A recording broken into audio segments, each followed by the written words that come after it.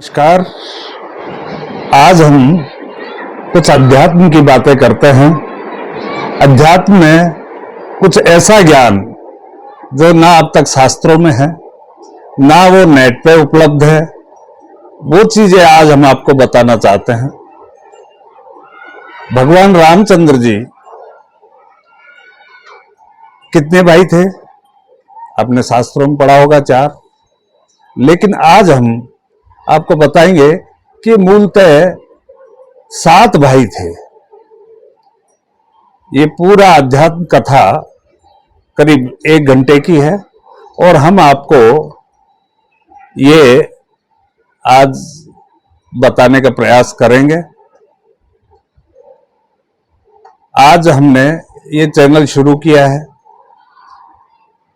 इस चैनल के माध्यम से हम विज्ञान, पर्यावरण, स्वास्थ्य, महिला सशक्तिकरण, child health care, Ayurveda, IVF, इन सब के बारे में हम आपको ये चैनल पे नई नई चीज, जो आज की नई टेक्नोलॉजी है, उन सबको बताने का प्रयास करेंगे।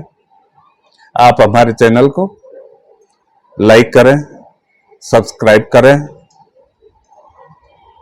और चारों तरफ आपको अच्छा लगे तो अपने दोस्तों को शेयर भी करें। देखिए, अब हम शुरू करते हैं।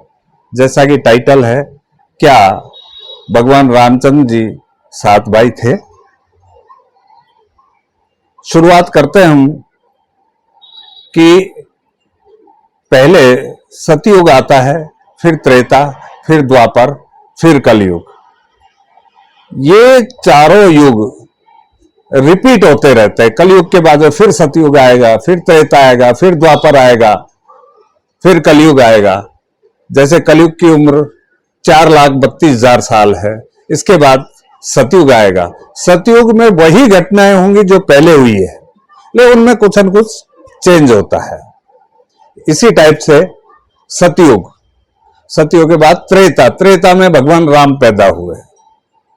अब भगवान राम पैदा हुए तो वो त्रेता में जो जो घटनाएं हुई और रिपीट होने पर दूसरा त्रेता आएगा, तब भी वो रिपीट तो होंगे, लेकिन कुछ न कुछ अंतर हो जाएगा।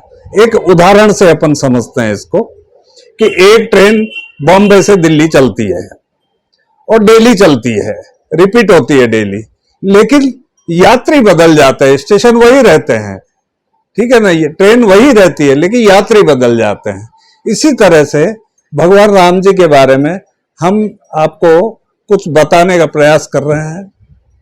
ये मैं कहां से सुना रहा हूं, क्यों सुना रहा हूं, मैं आपको बताता हूं। जब मैं 8 साल का था तो एक छोटे से गांव में रहता था। वहां कुछ साधु संत आए हुए थे। पहले के साधु लोग गांव के बाहर कोई बगीची वगैरह में रुकते थे, गांव में प्रवेश नहीं करते थे। तो गांव वाले उनकी सेवा के लिए वहां गए। मैं छोटा था, मेरे को बड़ा आनंद था गुरु की सेवा करने में। तो उनने बताया साधु और संत दोनों में अंतर है। साधु लोग सिर्फ भगवान की भक्ति करते हैं। संत जो पब्लिक को ज्ञान देते हैं उनको उनने संत बोला है, और वो गांव में भी जाते हैं, कथा, भागवत, प्रवचन सब करते हैं। लेकिन महात्मा लोग जो साधु कहलाते हैं वो अपनी भगवान की भक्ति में लीन रहते हैं।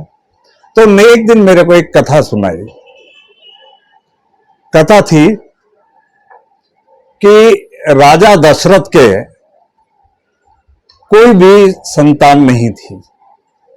उनने अपने गुरु वशिष्ठ जी से एक दिन पूछा कि महाराज, मेरे कोई संतान नहीं है और राज्य का उत्तराधिकारी अगर नहीं हो तो ये अच्छी बात नहीं है। तो उनने, वशिष्ठ जी बड़े ज्ञाता थे, तो उनने श्रृंगी ऋषि से पूछ करके, श्रृंगी ऋषि को बुलवा करके एक पुत्रेष्ठ यज्ञ करवाया।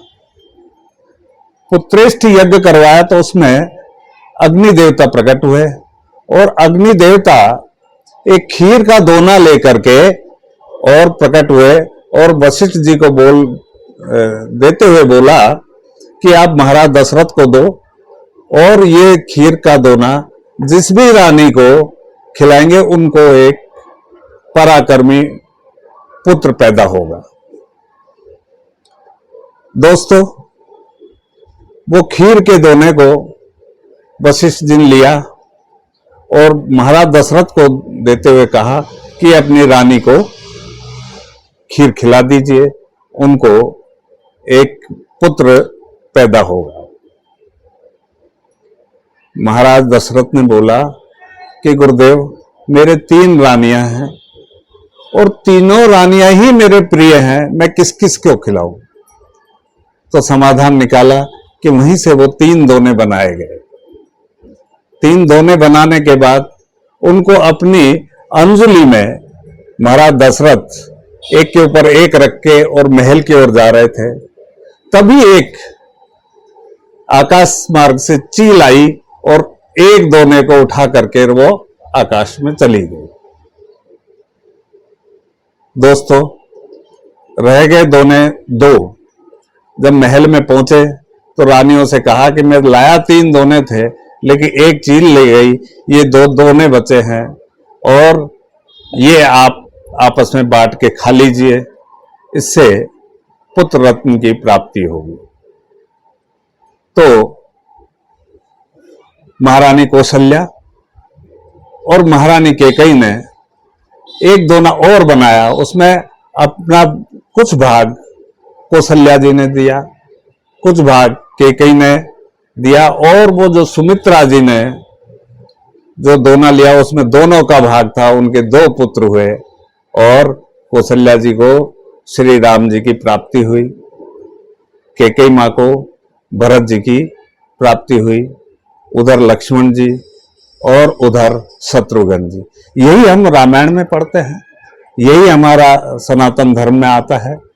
लेकिन वो साधु महाराज ने बताया मेरे को कि जो एक दोना चील ले गई उसको भी तो किसी ने खाया होगा, तो उसका क्या हुआ वो कहीं रामायण में वर्णित नहीं है।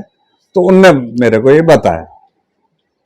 कहानी लंबी है, इसलिए मैं आपको दूसरे पार्ट में दूसरी बात बताता हूं।